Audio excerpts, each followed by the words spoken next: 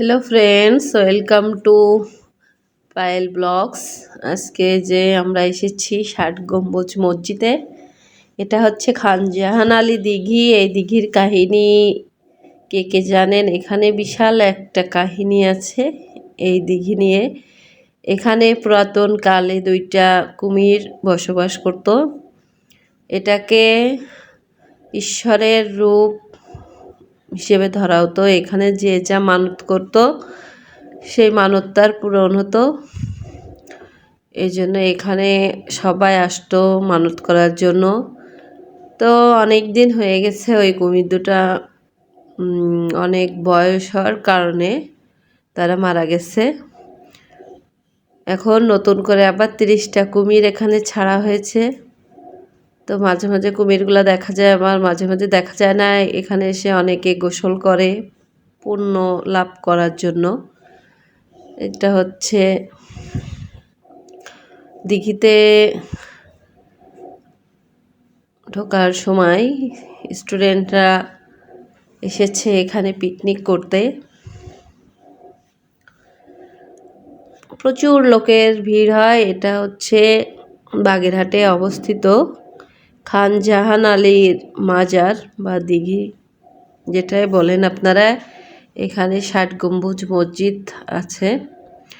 এটা হলো দিঘির মেন ফটক আর কি। প্রচুর দর্শনার্থী আসে এখানে দেখার জন্য, অনেক দূর দূরান্ত থেকে। তো সবাই চাইলে একবার এই দিঘিতে বা এই মাজারে আসতে পারেন। এই দিঘিতে আপনার মনের যত কামনা বা বাসনা আছে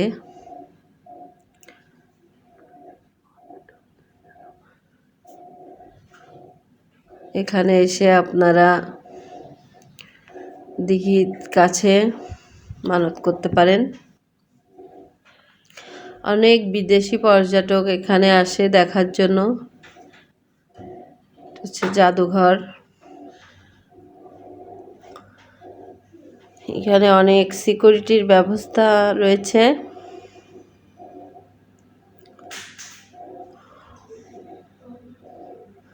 অনেক সুন্দর পরিবেশ, অসাধারণ মনোরম পরিবেশ।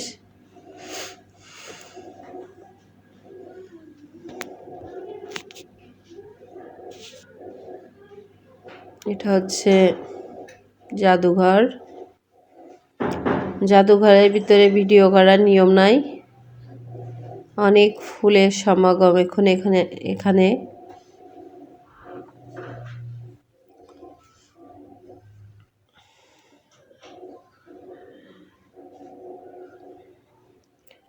অনেক সুন্দর পরিবেশ,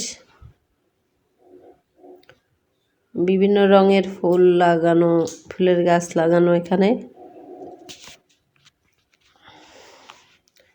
তো সকলে ভালো থাকবেন। আমার চ্যানেলে